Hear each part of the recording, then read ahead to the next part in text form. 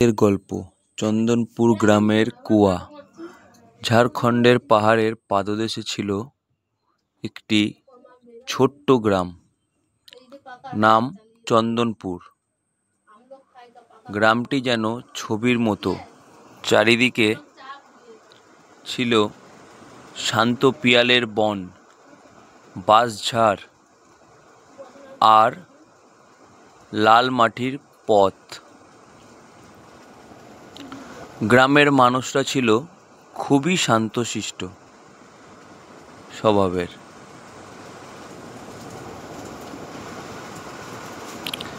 তারা ভোরে উঠে মাঠে যেত,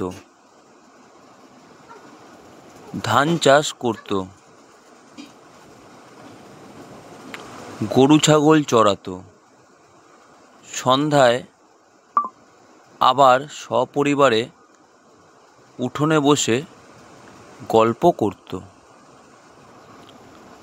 ঝগড়াঝাটি বা হট্টগোল তাদের জীবনে প্রায় ছিলই না। তবে তাদের গ্রামের একটি বড় সমস্যা ছিল।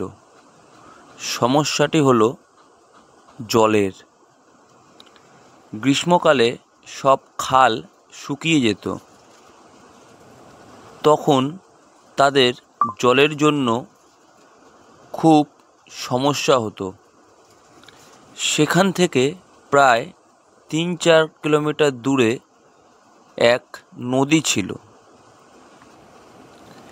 এর ফলে যখন গ্রীষ্মকালে জলের সমস্যা হতো, তখন তাদেরকে প্রতিদিন ভোরে হেঁটে সেই 3-4 কিলোমিটার দূরের নদীতে জলের জন্য যেতে হতো।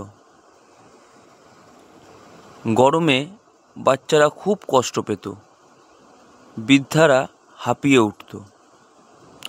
তবুও তারা কোনো অভিযোগ করত না।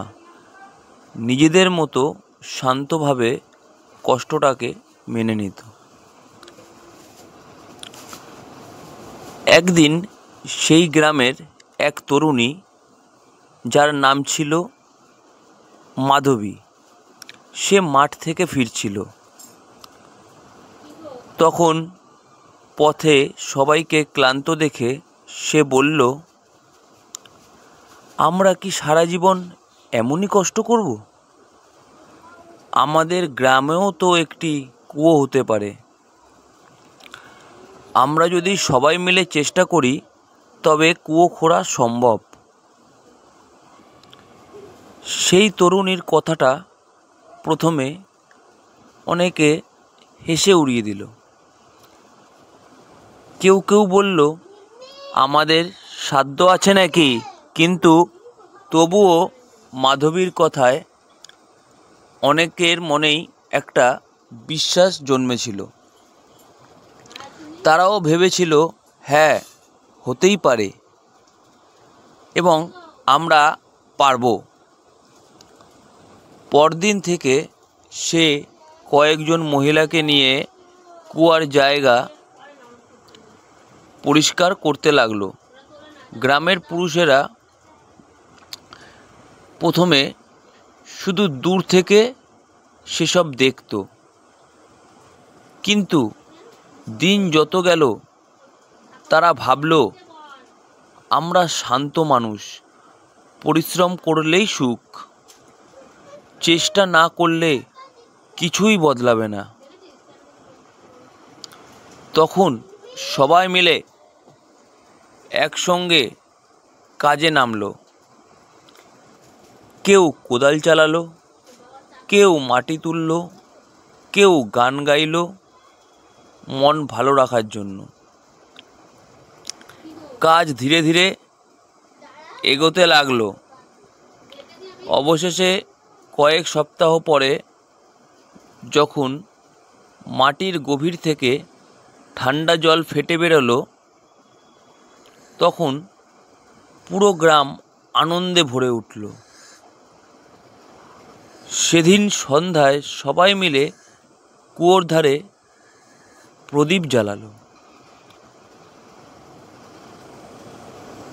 প্রবীণরা বলল, আমরা শান্ত মানুষ, কিন্তু একসাথে চেষ্টা করলে আমাদের শক্তি পাহাড়ের থেকেও বড়।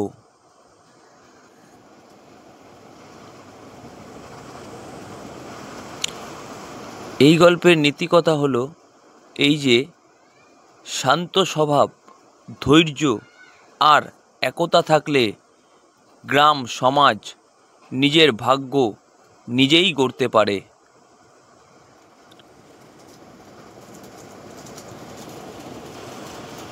আমার এই গল্পটি ভালো লাগলে লাইক করবেন, আমার চ্যানেলটিকে সাবস্ক্রাইব করে নেবেন এরকম আরও গল্প পেতে।